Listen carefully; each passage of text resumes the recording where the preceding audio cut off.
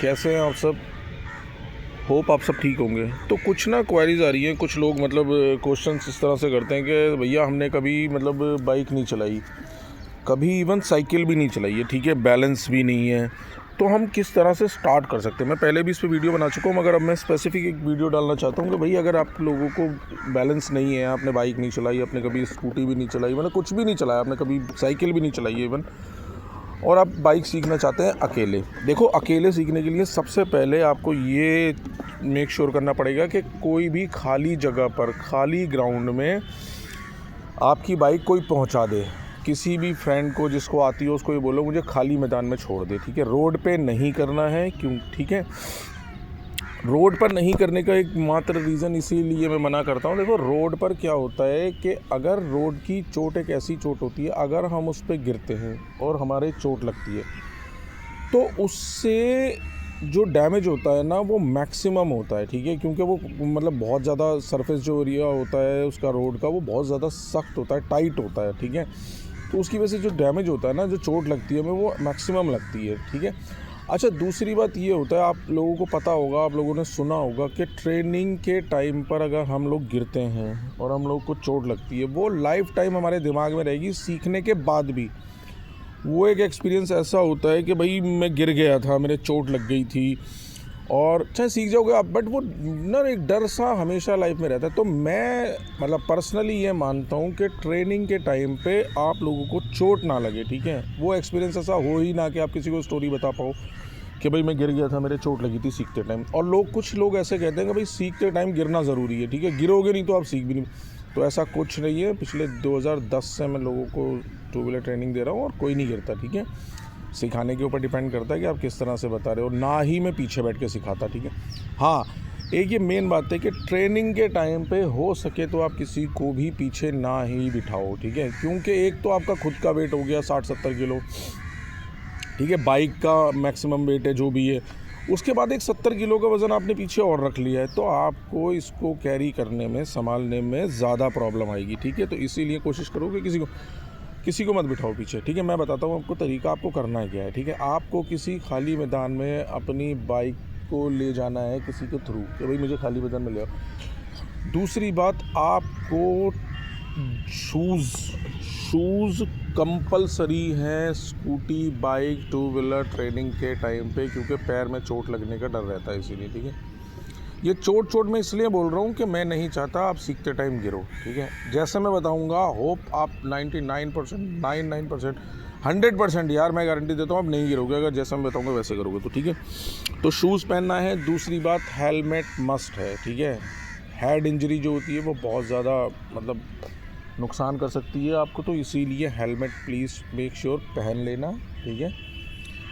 Law के accordingly इसीलिए बनाया गया है क्योंकि लोगों को ये पता है कि हेड इंजरी की वजह से आप मतलब बहुत ज़्यादा डैमेज हो सकता है। मैं डरा नहीं रहा, मैं सच बता रहा हूँ, इसीलिए प्लीज़ इसको अदर वे में मत लेना। हेलमेट और शूज़ पहनना मस्ट है, ठीक है।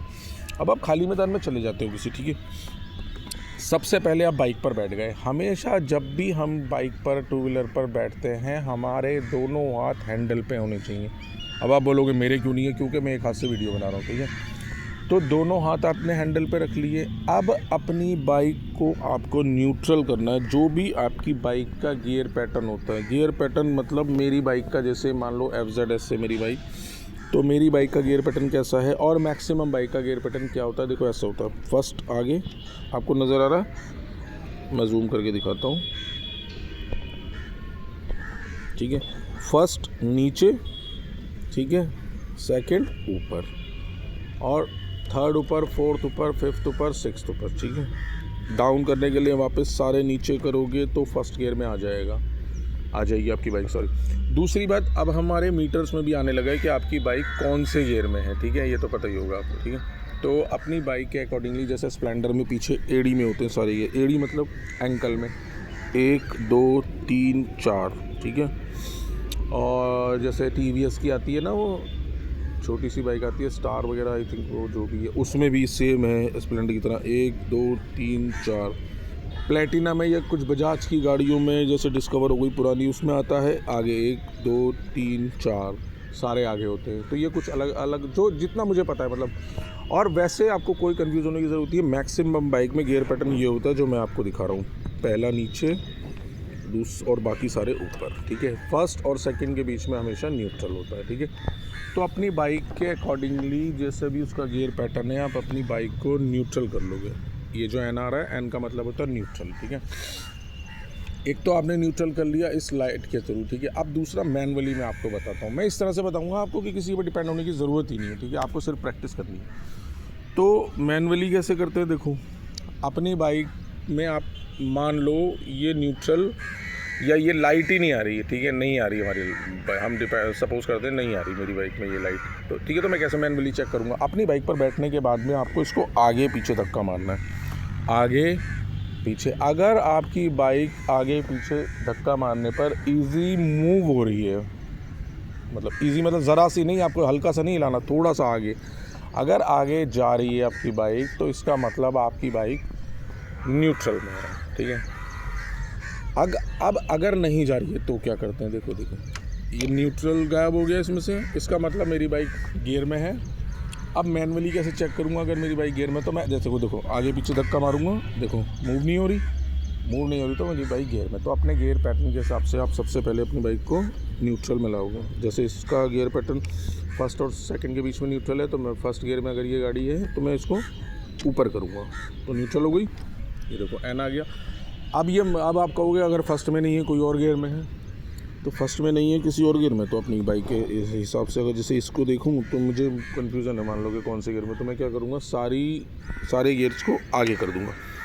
अब ऑब्वियसली जब मेरा गियर आगे करने के बाद न्यूट्रल है, मतलब फर्स्ट गियर में है, तो मैं क्या करूँगा इसको ऊपर करूँगा तो न्यूट्रल हो जाएगा, क्योंकि मेरा जो बाइक का गियर है वो फर्स्ट आगे है। तो मैं अगर किसी भी तरह का कन्फ्यूज़न है तो मैं अपनी बाइक के गियरों को सारे को डाउन करूँगा तो फर्स्ट में आएगी, अब उसको ऊपर करूँगा तो न्यूट्रल हो जाएगी। फिर से बताता हूँ क्योंकि फर्स्ट और सेकंड के बीच में न्यूट्रल है, ठीक है। पूरा वीडियो देखें अच्छे से।